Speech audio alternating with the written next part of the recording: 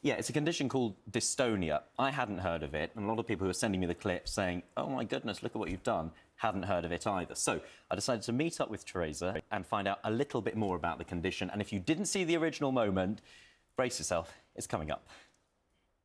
I have to admit, Teresa, I'm slightly dreading reliving this moment, but let's do it anyway. It really winds people up because they're just not getting as much for their money. And we can speak to retail analyst Teresa Wickham about this.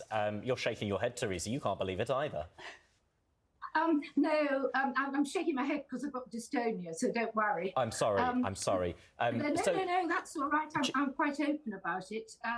But people think I can't tell you how embarrassed I was about that. And you were so gracious and you were so kind. No, I was more worried about it for you because it has happened to me before, and it was great because it was live, so I could explain it, because people often comment about my nodding head. But I must say what I was absolutely staggered by was the response. And the response online showed overwhelmingly that most people had never heard of dystonia, a condition in which incorrect signals from the brain cause uncontrollable muscle spasms.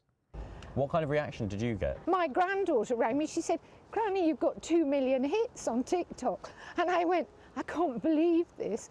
It was a bit scary, actually, because I thought, who's put it on TikTok? But well, I can assure you it wasn't me. No, somebody must have just done it. But since then, both you and I have had comments about saying, oh, wonderful, somebody's been able to talk about it. It seems a lot less noticeable now as we sit here chatting. Is that because it's a more relaxed situation? Have you had the treatment recently? Does it come and go? How does it work?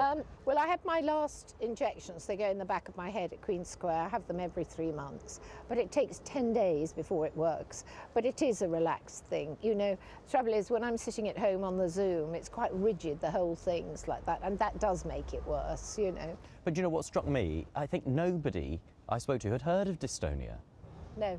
No. Does that surprise you, or is that your experience? No, it's absolutely my experience. Even my local GP didn't know what it is, so that programme did a lot of good. So don't worry about it, Ben. Do not worry. Very pleased to hear that. Obviously, I was in bed early in the morning.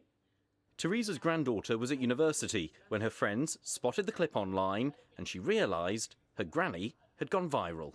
My roommate was talking about it, so my roommate found it so funny. And everyone was going, okay, yeah, but I don't really get, it's so funny, obviously, but what actually is this condition? Like, nobody knew, literally nobody knew what it was. And I didn't even really know. It was actually really good that video went viral, because even like amongst me and my family, we never really thought about it. It was just, oh yeah, Granny does that. We're like, wait, this is a natural thing that she has. And literally no one knew what it was. There are various types, but head and neck dystonia, like Teresa's, is the most common. It's more likely to occur in women than in men, and mainly in those aged over 50. Dystonia is thought to affect at least 100,000 people in the UK, comparable to the number with Parkinson's. So why is it relatively unheard of?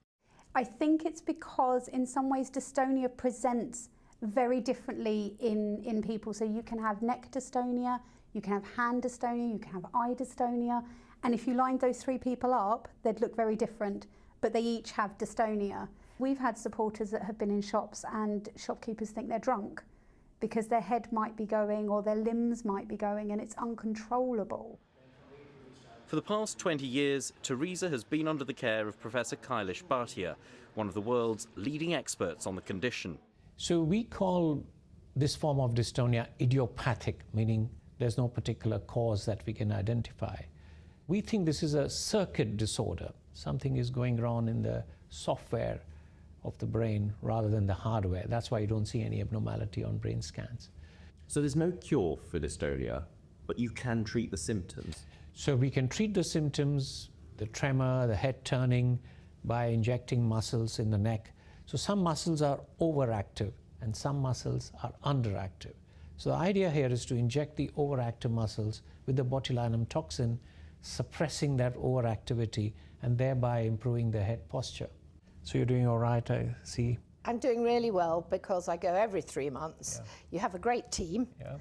And the treatment has been life-changing for Teresa. It's manageable now. I have 2 injections every 3 months there. Takes 10 days to take in.